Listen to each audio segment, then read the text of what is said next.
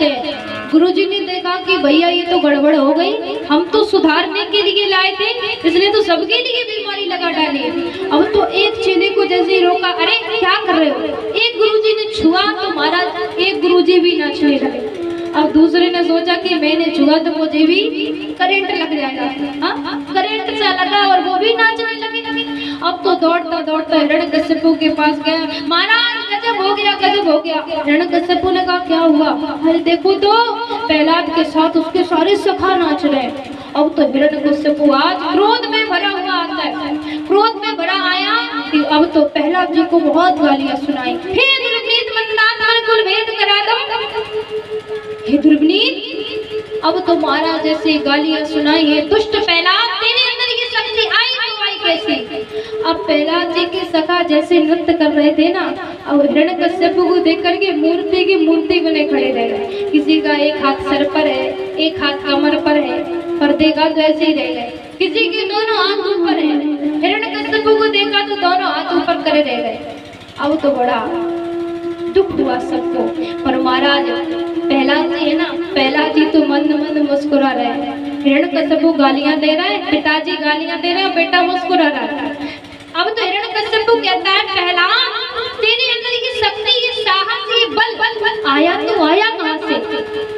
प्रहलाद जी ने हंस करके कहा पिताश्री आप कह रहे हैं ये शक्ति, ये साहस, बल आया तो आया कहाँ से? पिताश्री जो शक्ति, जो साहस मेरे अंदर है ना, वो तुम्हारे अंदर जो शक्ति साहस देने वाला है वो भी मेरा परमात्मा है। और आप कहते हैं कि तेरा परमात्मा है कहाँ? तो मेरा परमात्मा जहाँ ढूंढो वहाँ है, हरि व्यापक सर्वत्र समाना। मेरा भगवान इस संसार के कण कण में छुपा हुआ है, कहाँ नहीं है मेरा परमात्मा। अब तो क्रोध में आकर के हिरण्यकश्यपु कहता है अच्छा तू कहता है तेरा परमात्मा हर जगह है, तो क्या तेरा परमात्मा इस खंबे में भी है? पर महाराज कहते हैं ना कि जहाँ भक्ति हाँ भगवान वहाँ, जहाँ भक्त कह दे कि हाँ ऐसा होना है मेरे परमात्मा, वही मेरे ठाकुर जी प्रकट हो जाते हैं। आज इसलिए प्रहलाद जी ने हाँ कहा था कि हिरण्यकश्यपु ने जैसे ही उस खंबे पर जोर से प्रहार किया कि भगवान अब तो महाराज नरसिंह भगवान जैसे प्रकट हुए तो गबड़ गड़गड़ाना, खंब फाटो चरचराना, रूपति भयानक है। आज महाराज नरसिंह भगवान का रूप बहुत भयानक है। सारा शरीर तो मनुष्य का है पर जो मुख है वो शेर का है। एक बार तो हिरण्यकश्यपु भी डर गया, पर कहता रे मेरा कोई क्या बिगाड़ेगा, मैंने तो इतने सारे वरदान प्राप्त किए हैं भगवान नरसिंह ने। और आज हिरण्यकश्यपु को पकड़ करके, जकड़ करके और बीच दहली पर जा करके बैठ जाते हैं। हिरण्यकश्यपु ने कहा तुमने मुझे पकड़ लिया तो क्या हुआ, मार तो फिर भी नहीं सकते। भगवान ने कहा क्यों, तूने क्या मरमरैया छाई है?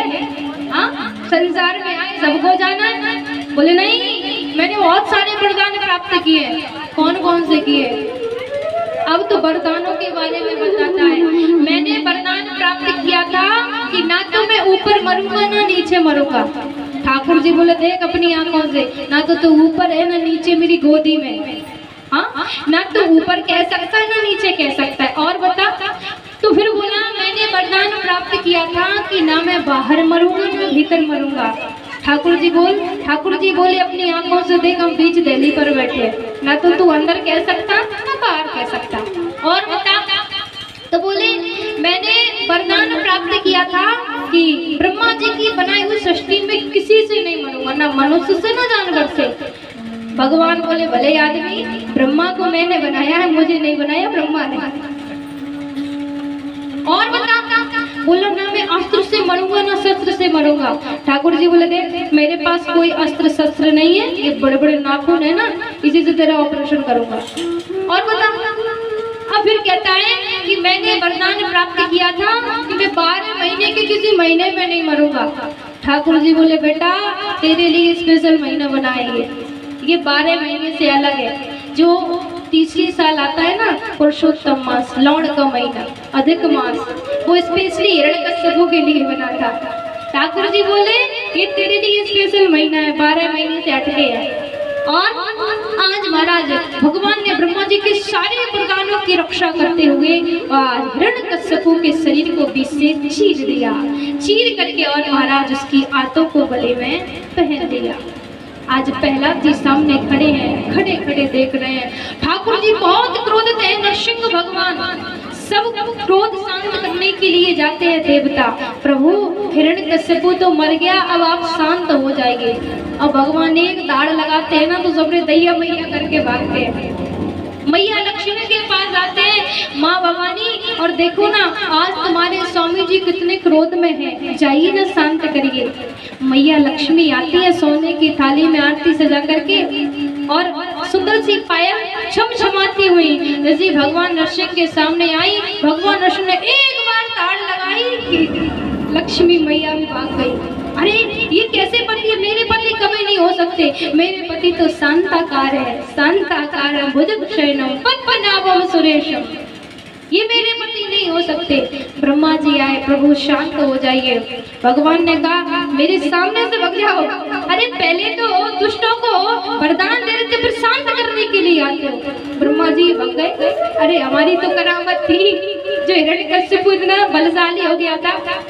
अब तो अंत समय में सभी देवताओं ने और प्रहलाद जी से कहा कि भैया प्रहलाद अब तो तू ही भगवान नरसिंह के क्रोध को शांत कर सकता है। आज प्रहलाद जी महाराज जैसे भगवान के सामने आए, हाथ जोड़कर खड़े हुए, हे प्रभु बस अब शांत हो जाएंगे। महाराज कहते हैं ना कि जिस प्रकार से गैया मैया अपने बछड़े को लाड़ करती है, दुलार करती है, चाटती है, उसी प्रकार से आज भगवान नरसिंह भी प्रहलाद जी महाराज को लाड़ कर रहे, दुलार कर रहे, चाट रहे हैं। अभी तक हर वक्त भगवान के मंदिर में जाता है और कहता है हे प्रभु यदि मुझसे कोई गलती हो गई हो तो मुझे माफ कर देना। पर आज महाराज ऐसा ये पहला वक्त है कि आज भगवान भक्त के सामने कह रहे हैं बेटा हो सके तो मुझे क्षमा कर देना, मेरे लिए तूने कितने कष्ट सहे और मुझे आने में बड़ी देर हो गई। पर सरल भक्त तो सरल होता है। प्रहलाद जी ने हाथ जोड़ करके कहा प्रभु इसमें मेरा कुछ नहीं है, इस संसार में जो आया है हर व्यक्ति का कर्तव्य है प्रभु आपका भजन करना, आपकी भक्ति करना। मेरा जो कर्तव्य था मैंने वही किया है। तो कहा कि बेटा बता तुझे क्या चाहिए। प्रहलाद जी महाराज ने कहा कि प्रभु मुझे तो कुछ नहीं चाहिए, बस मेरी तो एक ही इच्छा है, एक ही इच्छा है प्रभु कि मेरे पिताजी बहुत बड़े पापी थे, कभी आपका भजन नहीं किए थे, तो बस प्रभु मेरे पिताजी को नरक में मत डालना। एक ही विनती है, एक ही प्रार्थना है। आज महाराज कहते हैं कि देखिए कितने कष्ट प्रहलाद जी के लिए और पिता ने दिए, पर अंतिम समय में उसी पिता के लिए कहता है कि मेरे पिता को नरक